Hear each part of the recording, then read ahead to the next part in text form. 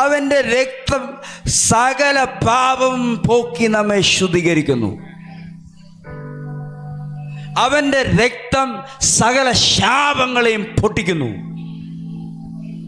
അവൻ്റെ രക്തം സകല മലിനതകളെയും മാറ്റുന്നു. അവൻ്റെ രക്തം മാറാത്ത നിയമത്തെ മാറ്റുന്നു.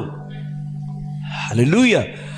യേശുവിൻ്റെ രക്തം വീണെടുത്ത് ശുദ്ധീകരണം സംഭവിക്കും. അറിയാവോ നിങ്ങൾ ശുദ്ധീകരിക്കപ്പെട്ടവരാണെന്ന്? ഇതാണ് മാളികമുറിയിൽ ആദ്യത്തെ സ്റ്റെപ്പ് യേശു കാണിച്ചു കൊടുക്കുന്നത്.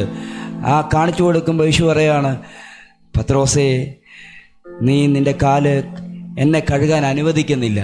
പക്ഷെ നീ കുറച്ച് കഴിയുമ്പോൾ ഞാൻ എന്നാ ചെയ്യാൻ പോയെന്ന് മനസ്സിലാക്കും. അതുകൊണ്ട് ഇപ്പോഴേ ഇത് സ്വീകരിച്ചോണം. ഹല്ലേലൂയ. അപ്പോൾ കാര്യം മനസ്സിലായ പത്രോസ് പറയാണ്, എൻ്റെ കൈയും കാലും തലയും മൊത്തം ഒന്ന് കഴുകി ശുദ്ധീകരിക്കണം. കർത്താവ് പറയുന്നു, വേണ്ട മോനെ, ഇപ്പോൾ നീ ഇതനുസരിച്ചാൽ മതി. പക്ഷെ ഞാൻ കാൽവറി കുരിശിൽ കയറുമ്പോൾ അവിടുന്ന് വെളിപ്പെടുന്ന രക്തമുണ്ടല്ലോ, നിനക്ക് മാത്രമല്ല മുഴു ലോകത്തിനും പാപപരിഹാരമാകാൻ പോവുകയാണ്.